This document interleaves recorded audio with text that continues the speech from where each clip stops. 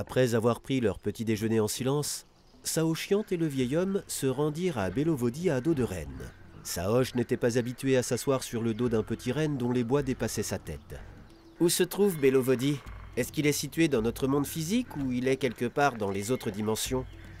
Dans notre monde, il n'y a que quelques endroits à travers lesquels on peut accéder à Bélovodi.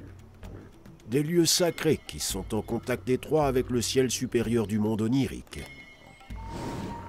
Mais Bélovodi lui-même n'est pas là. Il se trouve dans le monde des rêves, dans le monde d'Ulgen.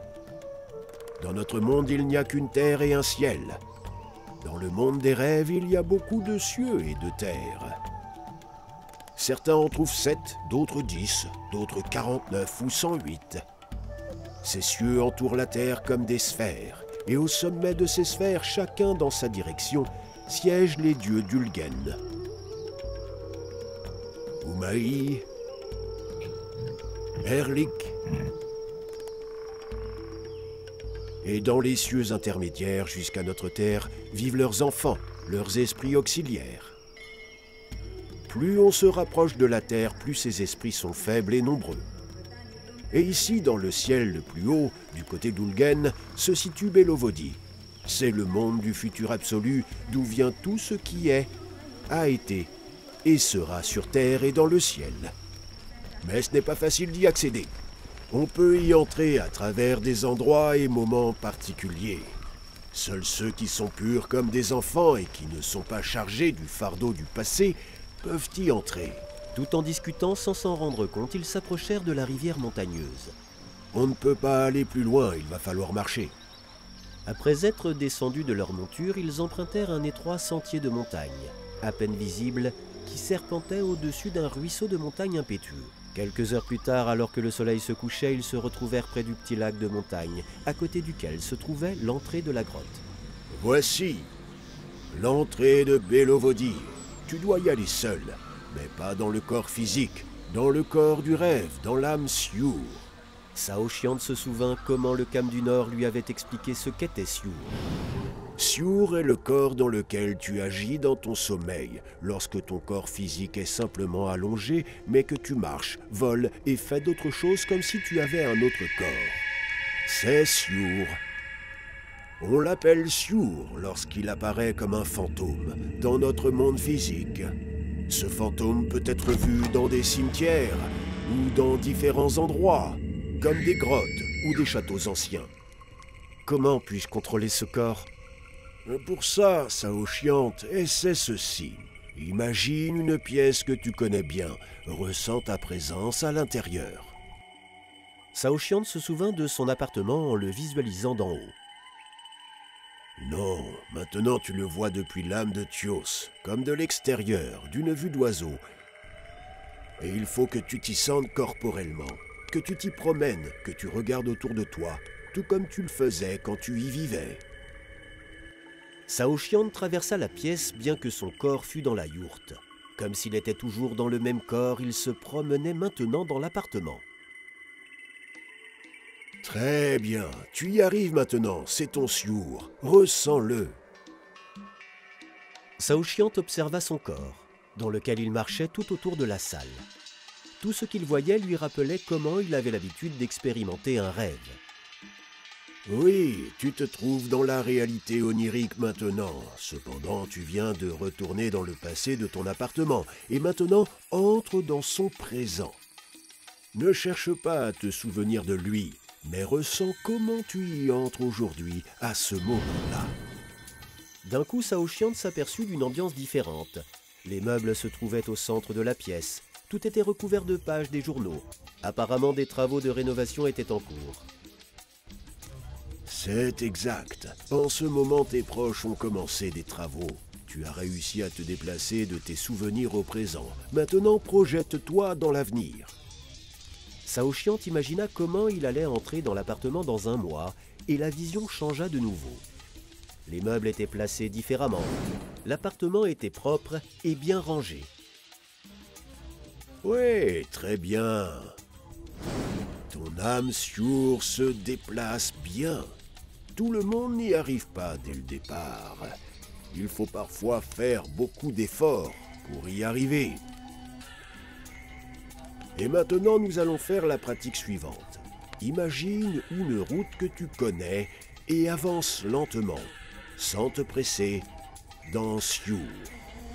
Saoshyant le fit, mais 5 minutes après, il commença à se déconcentrer, à sauter de grandes parties du chemin, et 15 minutes plus tard, d'autres images commencèrent à s'immiscer dans sa vision. Cet exercice est plus dur. Faites-le aussi souvent que possible, jusqu'à ce que tu apprennes à marcher librement dans Siour, comme dans le corps physique, sans te déconcentrer et sans te distraire. À partir de ce moment-là, Saoshyant arriva à sentir et à contrôler son âme Siour beaucoup mieux. Dans ses rêves, la nuit, alors qu'il dormait, l'âme Siour commença à se former en lui, suivant sa volonté. Rappelle-toi que toutes tes pensées, rêves, souvenirs, images, sentiments viennent du monde onirique dans lequel tes âmes volent. Tios se trouve dans la mémoire. Sa qualité est l'achèvement aux principes, aux lieux et aux personnes du passé. Boss est toujours à la recherche de quelque chose de nouveau. Elle cherche de nouvelles impressions, des connaissances, des découvertes. Le fondement de Kut est l'envie de posséder, d'avoir quelque chose. Aïe contemple tout simplement sans rien viser. Ils s'approchèrent de la grotte.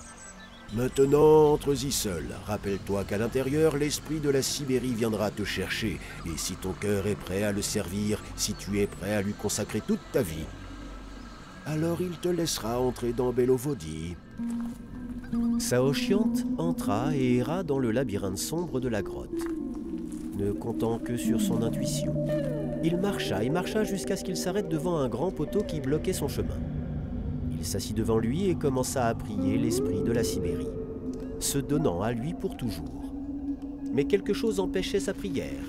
Il se souvint combien de fois il avait voulu se consacrer à quelque chose entièrement, mais ne pouvait pas le faire parce que ses autres désirs le distrayaient.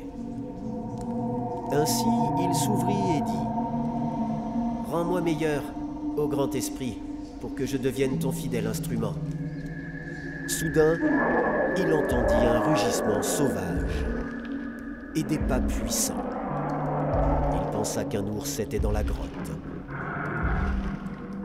« Est-ce qu'il peut me dévorer ? Oui, s'il faut qu'il me dévore, car je suis venu ici pour me réaliser ou mourir, ce qui est essentiellement la même chose. » Le rugissement devint de plus en plus fort, et quelque chose de gigantesque semblait venir vers lui. Mais Saoshyant était assis d'une manière détendue et ouverte, en acceptant tout ce que l'esprit lui donnait. Soudain, il tomba dans un rêve où un abîme et un énorme cristal qu'il avait d'abord pris pour un pilier brilla devant lui. Une force le transporta à travers ce cristal, et il se retrouva à côté d'un pic montagneux illuminé de lumière. Au-dessus de lui s'élevait un immense sapin aussi haut que le ciel, sur lequel se trouvaient des nids. En contrebas, un lac circulaire baignait le monde de tous côtés. Un lac d'eau vive. De ce lac partaient 4 rivières qui s'écoulaient dans 4 directions sur le versant de la montagne. Alors voici Bélovodi.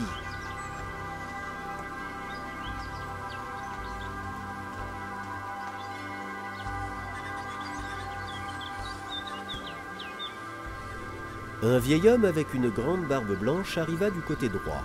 Il portait de longs vêtements blancs qui atteignaient ses pieds. Il tenait un grand bâton qui se terminait par l'image d'une tête d'oiseau sauvage.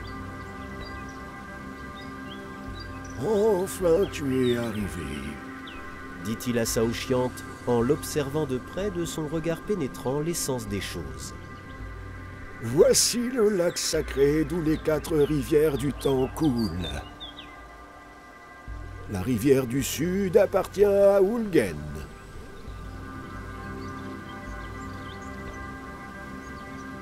La rivière du Nord à Erlik.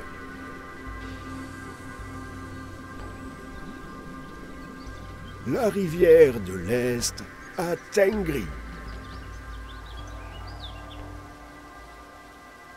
Et la rivière de l'Ouest à Umaï. Les créatures au destin qui correspondent y naviguent. Maintenant, je vais te révéler la grande connaissance de Bélovodi, la connaissance qui va sauver ce monde.